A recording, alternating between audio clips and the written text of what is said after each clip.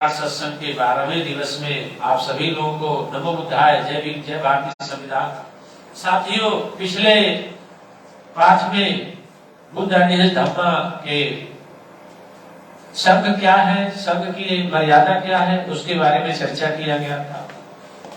और संघ में तथागत भगवान बुद्ध कैसे शामिल हुए और संघ की मर्यादा का पालन करते हुए आगे जो आज का 12वें दिवस में पाठ है बुद्ध निज धम्मा का, उसमें संघ के संघर्ष, यानी संघ में कैसा संघर्ष होता है उसके परिप्रेक्ष्य में आपको बताना चाहेंगे कि सिद्धार्थ को शाक्य संघ का सदस्य बने 8 वर्ष बीत चुके थे।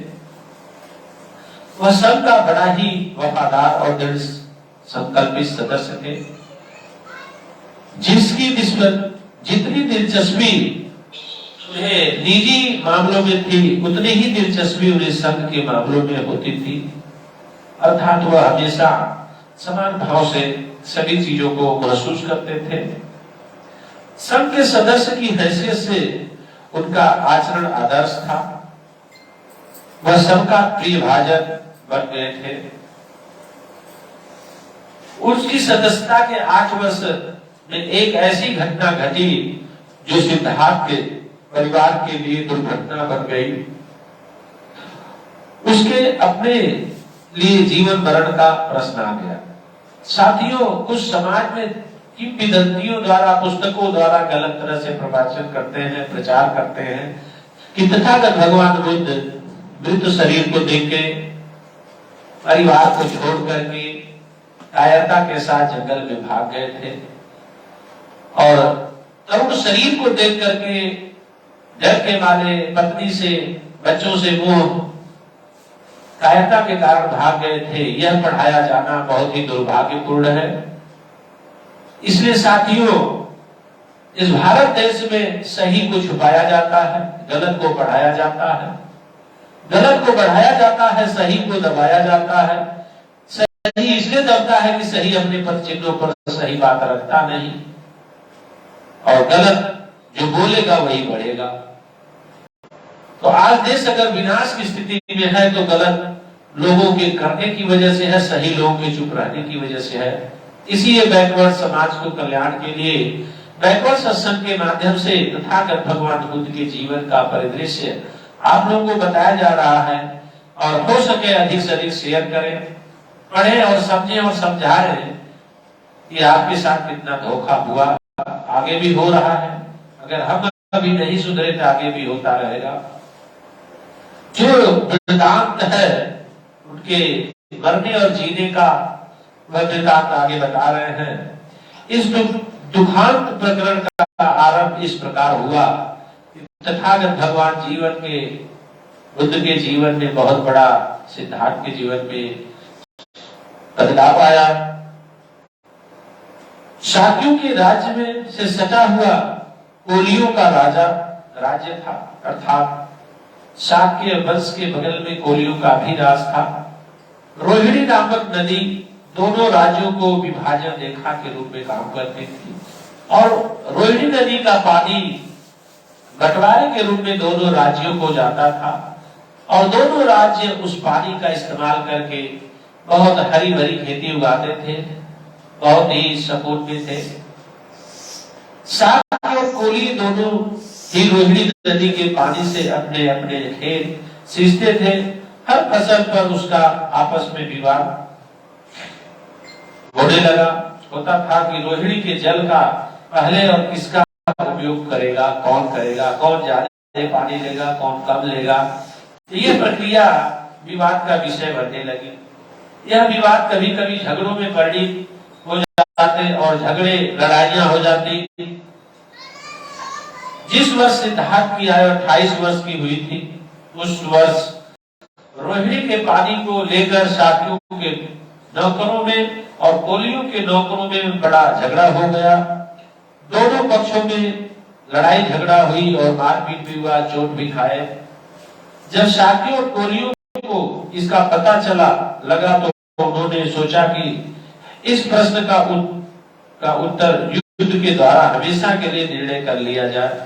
यानी युद्ध युद्ध हो जाएगा, जो जीतेगा उसका साम्राज्य होगा, वो पूरे पानी कितना देना है कितना नहीं देना। साकियों के सेनापति ने कोलियों के विरुद्ध युद्ध छेड़ देने की बात पर भी विचार करने के लिए संघ का एक अधिवेशन बुलाए। संघ में के सदस्यों को संबोधित करके सेनापति ने कहा, कोलियों ने हमारे लोगों पर आक्रमण किया है, हमारे लोगों को पीछे हटना पड़ा। कोलियों ने इससे पहले भी अनेक बार ऐसे आक्रामक कार्रवाई की है, हमने आज तक उन्हें सहन किया, लेकिन यह इसी तरह नहीं चल सकता, यह रुकना चाहिए और इसे रोकने के लिए एक ही तरीका है कि कोलियों के विरुद्ध युद्ध की घोषणा कर दी जाए। मेरा प्रस्ताव है कि कोलियों के विरुद्ध युद्ध की घोषणा कर दी जाए। जो विरोध करना चाहे वो बोले। जो इस युद्ध का विरोध करना चाहते हैं वह संघ के सेनापति के वाच में बोले। सिद्धार्थ गौतम अपने स्थान पर खड़े हुए और बोले, मैं इस प्रस्ताव का विरोध करता हूँ। युद्ध से कभी किसी समस्या का हल नहीं होता। युद्ध छेड़ देने से हमारे उद्देश्य की पूर्ति नहीं होगी। इससे एक दूसरे युद्ध का बीजारोपण हो जाएगा। जो किसी की हत्या करता है उसे कोई दूसरा हत्या करने वाला मिल जाता है।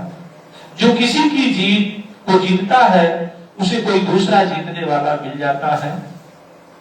जो किसी को लूटता है उसे कोई दूसरा लूटने वाला मिल जाता है। यह बात तर्क संगत है कि जैसा हम कर्म करेंगे वैसा भोग आपको मिलेगा। इस सिद्धांत पर सिद्धार्थ गौतम ने विरोध किया। युद्ध ही अंतिम निर्णय नहीं है। सिद्धार्थ गौतम ने अपनी बात जारी रखी। मुझे ऐसा लगता है कि साकियों को कोलियों के विरुद्ध युद्ध छेड़ने में जल्दबाजी से काम नहीं लेना चाहिए। पहले सावधानी से इस बात की जांच करनी चाहिए कि वास्तव में दोषी पक्ष कौन सा है। मैंने सुना है कि हमारे आदमियों ने भी ज्यादती की है। यदि ऐसा है तो हम भी निर्दोष नहीं है, नहीं हम भी उसके भागीदार है, दोषी हैं। साथियों, सेनापति ने उत्तर दिया, यह ठीक है कि हमारे आदमियों ने ही पहल की थी, लेकिन यह याद रखना चाहिए कि पहले पानी लेने की भी यह हमारी ही बारी थी। सिद्धार्थ गौतम ने कहा, इससे स्पष्ट है कि हम सभी स्वार्थ निर्दोष नहीं हैं, अर्थात अपने स्वार्थ की सिद्धि के लिए दोषी हैं। इसलिए मेरा प्रस्ताव है कि हम अपने में से 2 आदमी चुने और कोलियों से भी कहा जाए कि वे भी अपने में से 2 आदमी चुने और फिर यह चारों मिलकर एक 5वां आदमी बने। ये 5 आदमी मिलकर झगड़े का निपटारा करें। संघ की यही सबसे बड़ी व्यवस्था है। तो सिद्धार्थ गौतम ने प्रस्ताव में जो परिवर्तन सुझाया था उसका विधिवत समर्थन हो गया, किंतु सेनापति ने विरोध किया। साथियों, सभी लोगों ने इसका विरोध किया, समर्थन किया, लेकिन सेनापति उसका विरोध किया। कहा, मुझे निश्चय है कि जब तक कोलियों को कड़ा दंड नहीं दिया जाता तब तक उसका यह दंडा समाप्त नहीं होगा। प्रस्ताव उसमें सुझाते हुए परिवर्तन पर मत देने आवश्यक हो गए। पहले सिद्धार्थ के सुझाव परिवर्तन पर ही मत दिए गए थे। बहुत बड़े बहुमत में सिद्धार्थ को सुझाव अमान्य होने लगा हो गया। बाद में जब सेनापति ने उस पर दबाव डाला तो बुद्ध के तरफ लोगों का सिद्धांत सफल नहीं हुआ, अल्पमत में हो गए, बहुमत में सेनापति हुआ। इसके बाद सेनापति ने स्वयं अपने प्रस्ताव पर मत मांगे। सिद्धार्थ गौतम ने फिर खड़े होकर विरोध किया। उसने कहा, मेरी प्रार्थना है कि संघ इस प्रस्ताव को स्वीकार न करे। साक्य और कोली निकट, साक्य और कोली निकट, साक्य और कोली निकट संबंधी है, परस्पर एक दूसरे को नाश करने से बुद्धिमानी नहीं है, कहीं न कहीं एक वक्त पर काम आएंगे। आपसी सहयोगी को विरोधी बनाना सबसे ज्यादा घातक सिद्ध होगा। सेनापति ने सिद्धार्थ गौतम की स्थापना का सर्वथा विरोध किया। उसने इस बात पर जोर दिया कि युद्ध में क्षत्रियों के लिए कोई अपना पराया नहीं होता।